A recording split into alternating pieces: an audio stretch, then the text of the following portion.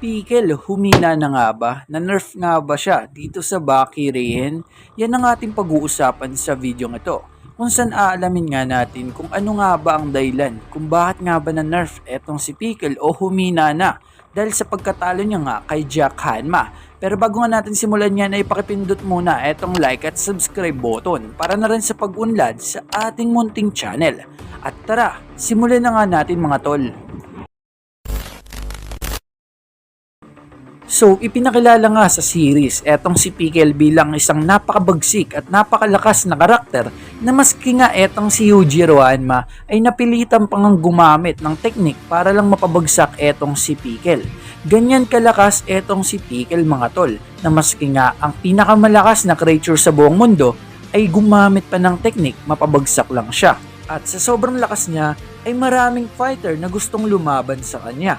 Isa na nga dito, etong si Kaio Retsu, na kung saan inabot nga siya dito ng burger kasaki neto ni Pickle.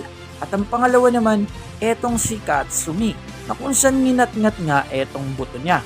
At pangatlo, syempre, dito sa lakas o tibay mga tol, na kung saan nakipagsabayan nga ang ating bida na si Baki Hanma, ngunit hindi niya kinaya etong si Pickle. At syempre hindi mawawala etong si Jack Hanma, na kung saan naging motivation nga ito neto ni Jack Hanma. Ikaw ba naman ibitin nga siya sa building at gawin nga siyang reserve food neto ni Pickle. Kaya naman etong si Jack Hanma ay naging motivation niya talaga etong si Pickle. At ang lahat nga ng paghihirap ni Jack Hanma ay nagbunga na nga mga tol. Kung saan dito nga sa underground arena ay tinalo niya lang naman etong si Pickle sa isang dominanteng laban. Na kung saan dito nga sa previous chapter ng Baki Rehen kamakailan lang ay tinalo niya na nga etong si Pickle sa isang dominante at solid na laban. At napansin ko nga dito sa Baki Rehen ay sobrang lakas talaga ni Jack Hanma at lumalabas nga dito ang dugo niyang Hanma mga tol. At dito niya nga tinalo etong si Pickle. At napansin ko nga sa laban nila neto ni Pickle ay halatang halata na nga mga tol na etong si Pickle nga ay hindi na nga ganun kalusog tulad ng dati. Dahil nga natagpuan siya neto ni Jack Hanma sa isang street na kung saan kumakain nga etong si Pickle ng basura.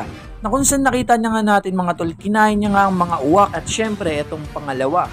Na kung saan bago nga magtagpo etong si Musashi Miyamoto pati na rin etong si Pickle ay hinuli muna nila etong si Pickle sa Imbornal mga tol. Na kung saan alam naman natin kung ano-ano nga ba ang mga nakatira sa Imbornal. Pwede nga tong ahas, buhaya at marami pang iba. At dun nga nakakasurvive etong si Pickle sa kasalukuyang era. Ngunit ibang-iba pa rin talaga eto sa kanyang era.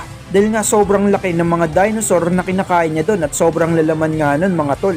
At yun nga ang pinaka nag-nerf dito kay Pickle mga tol o nagpahina. Dahil nga etong katawan niya ay sanay nga sa mga dinosaur. At sigurado ako malaking sustansya nga ang dinadala nito para sa katawan neto ni Pickle. Tapos magigising na lang siya dito sa ating present era na kung saan mga daga na lang, crow at iba pang hayop ang makakain niya at hindi na tulad ng dinosaur. Siguradong manghina talaga ang kanyang pangangatawan.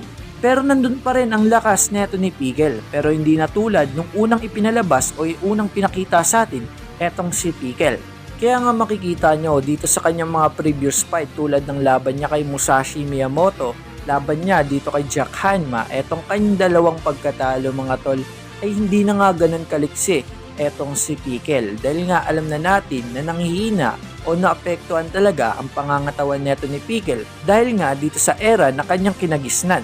Dahil hindi na nga ito tulad ng dati. Kaya naman tuwang-tuwa nga lagi etong si Pickle sa mga nakakalaban niyang sobrang lalakas. Dahil nai-imagine niya nga o nababalik nga sa kanyang alaala etong kanyang mga kinakain na dinosaur. At syempre alam nga natin na malakas nga ang pangangatawan neto ni Pickle, ngunit humihina nga rin ito mga tol dahil isa pa nga rin siyang tao. Lalo na nahihirapan nga siya mag-adjust dito sa new era. Pero kahit nga ganun mga tol ay nakikita pa rin natin etong lakas neto ni Pickle at pati na rin ang pagbabago niya nga dito sa new era na kung saan nakakapagsalita niya nga siya. At syempre, worth it naman etong kanyang mga laban na kung saan grabe talaga etong mga nakalaban niya. Etong si Jack Hanma na namamayagpag nga ngayon sa Baki Rehen na lumalabas na nga etong dugong Hanma. At yung isa naman, etong si Musashi Miyamoto, isang legendary samurai sa kanyang era. Kaya hindi na rin natin masasabi na nanghina talaga etong si Pickle dahil malakas din talaga etong kanyang mga nakalaban. At meron pa nga ako nakikita na possible nga na mangyari dito sa Baki, na kung saan etong si Pickle nga ay babalik nga sa pagiging malakas na naman na karakter. At yun nga mga tol ay kapag natutunan niya na nga etong iba't ibang techniques. At lalo ngang tumaas ang tsansa na pwede nga siyang matuto ng techniques dahil nga dito sa Baki Reian ay nakakapagsalita na etong si Pickle. At syempre kung naaalala nyo nga mga tol, nang ginamitan nga siya neto ni Yujiro Hanma ng techniques ay sobrang bilis nga lang na-adapt yun neto ni Pickle. Kaya naman hindi talaga posible na matuto nga etong si Pickle ng iba't ibang fighting techniques dito sa Baki. Kaya nga abangan nga natin kung ano nga ba ang magiging character development neto ni Pickle dito sa mga future chapters ng Baki. Kaya naman hanggang dito na lang tayo mga tol. Maraming salamat sa panonood at syempre bago tayo magtapos ay pakipindot muna etong like at subscribe button mga tol. At shoutout muna sa kanila. Maraming salamat sa panonood at pagsuporta sa ating YouTube channel mga tol. Malapit na tayo mag 100k subscriber kaya naman paabutin nyo na at huwag nyo na nga ipagdamot sa akin ang subscribe pati na rin ang like button. At hanggang dito na nga lang tayo, maraming salamat sa panonood. Peace out!